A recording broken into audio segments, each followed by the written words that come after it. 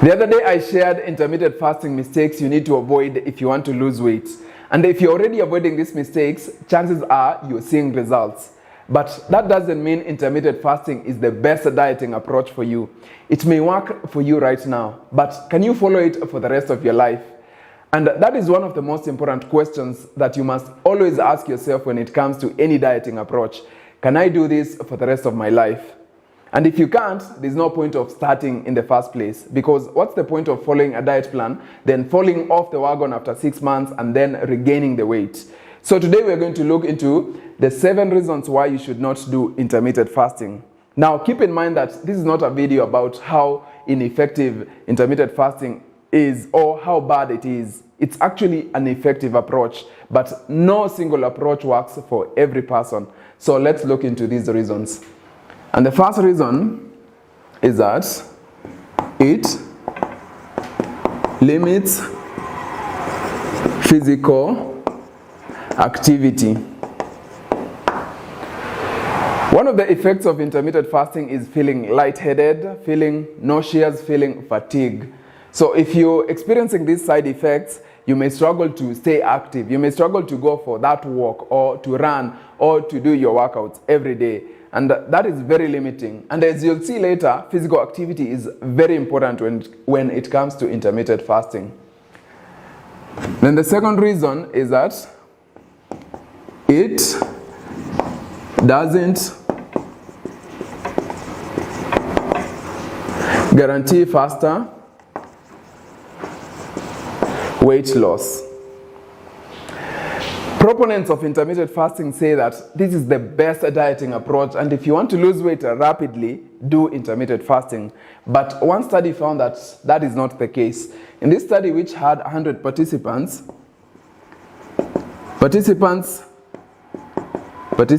they were divided into 3 groups. One group did intermittent fasting. The second group, that is group 1, group 2 did just a calorie deficit, but with regular meals. The deficit with regular meals. The others did a normal diet. They didn't change anything in their diet. Out of these 3 groups, 2 saw results. The group that did intermittent fasting and the group that did regular meals and maintained a calorie deficit saw results. But the group that didn't change their diet at all didn't lose weight. And these 2 groups had the same amount of weight loss. So there was no superior approach out of these 2. So this means that you can still lose the same amount of weight as someone who is doing intermittent fasting, as long as you maintain a calorie deficit. And that's the number 1 rule of weight loss: maintain a calorie deficit. It doesn't matter the diet approach you're using. It doesn't matter whether it's keto, the Mediterranean diet, intermittent fasting, or just regular meals. You still have to maintain a calorie deficit. And this shows that intermittent fasting is not superior to other approaches. Then reason number 3 is that it has a higher risk of falling off the wagon. Fasting is not easy. So if you're not used to it, you have a very high chance of falling off the wagon.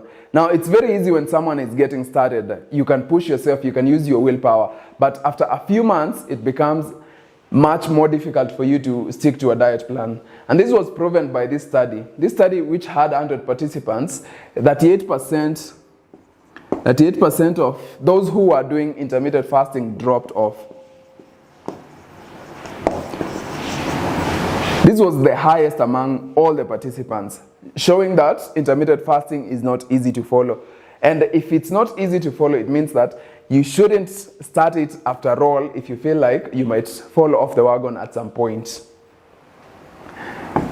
Then reason number 4 is that it's not ideal for diabetics.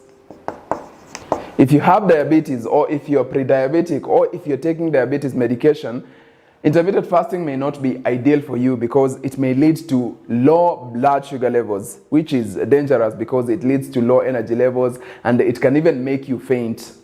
And I've witnessed this in the 6 weeks weight loss challenge, because we normally fast once a week on Mondays. And the people who are diabetic tend to struggle with low blood sugar levels on those days. So if you're taking diabetes medication right now, I would advise you just avoid intermittent fasting.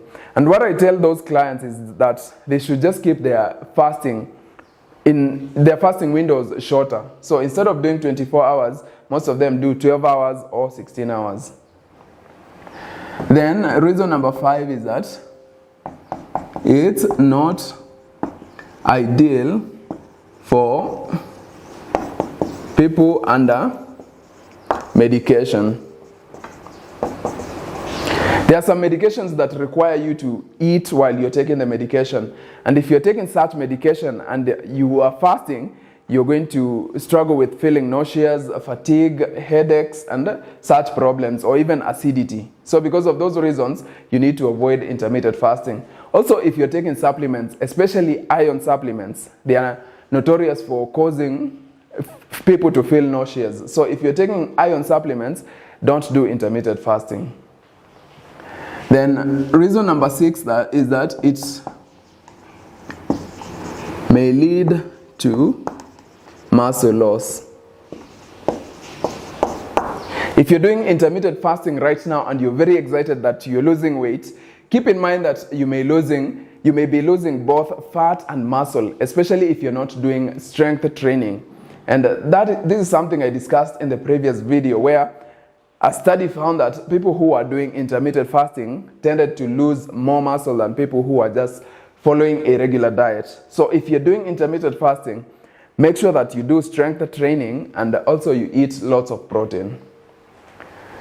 Reason number 7 is that it's not ideal for pregnant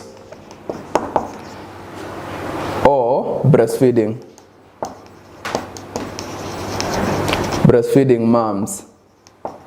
So if you're a pregnant or breastfeeding mom, you shouldn't do intermittent fasting, because if you're pregnant, it may limit the development of your child. And if you're breastfeeding, it may interfere with the production of milk, because you're limiting the amount of time that you're eating. So because of these 2 reasons, you just avoid doing intermittent fasting. And because the 6 weeks weight loss challenge, I normally have breastfeeding mothers, I usually advise them not to fast on Mondays, not to do the 24-hour fast. So what we do is they do shorter fasts of 12 hours or 16 hours, or they just don't fast altogether and they still see results. Then another point to mention here is that it's not also ideal for someone who is trying to get pregnant, because it has been shown to interfere with menstrual cycles and fertility. I'll add more reasons here, I can see. So reason number 8 is that it's not ideal for a person with weak immune.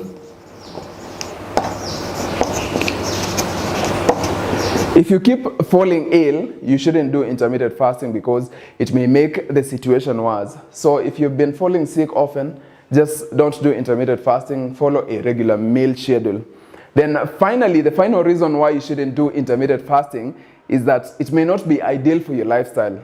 Let's say you work at night, you do night shifts, and then you sleep during the day. If you sleep during the day, there's no way you're going to eat. So that means you eat at night. So that means you have to set your eating schedule to be at night, which is not very convenient. So if you're someone who has that kind of a schedule, you might just want to avoid intermittent fasting altogether. So these are the actually 9 reasons why you should never do intermittent fasting and follow a regular diet approach. Realize that the most important thing when you're trying to lose weight is to maintain a calorie deficit. And just because intermittent fasting worked for your friend, it doesn't mean it's the best dieting approach for you. Personally, I can't do intermittent fasting simply because I record workouts all day long and I need energy to do these workouts. I'm not the type of person who can exercise when they are hungry. So if you're the same way, intermittent fasting may not be ideal for you. You can try the 6 weeks weight loss challenge. I'm not saying it's ideal for everyone, but with the 6 weeks weight loss challenge, you eat 3 meals a day. You can do 2 or 3 meals a day, and I show you exactly what to eat in every meal. You eat lots of food. It's not like you're starving yourself. You eat foods that are very filling but low in calories, and that's why the challenge is so effective, because people are losing up to 22 pounds or 10 kilograms in just 6 weeks. So if you want to try out the 6 weeks weight loss challenge, check out the link in the description below. If none of these tips apply to you, just continue with intermittent fasting and you're going to get amazing results. I hope you enjoyed the video. The challenge is in the link in the description below. Leave a comment below, let me know what you think. And also remember to share this video with other people, especially those who are doing intermittent fasting. I'll see you in the next video.